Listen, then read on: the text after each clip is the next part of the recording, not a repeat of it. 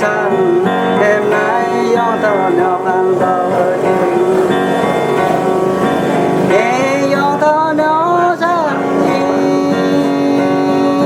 xịt gió nếu là đời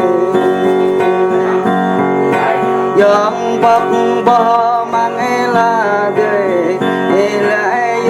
dòng ra nam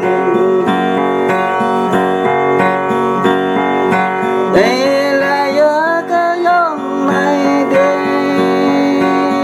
đó chim bao như đây giờ dòng đó thì râm bao chưa mong giờ dòng đây lại ở về đi mà đây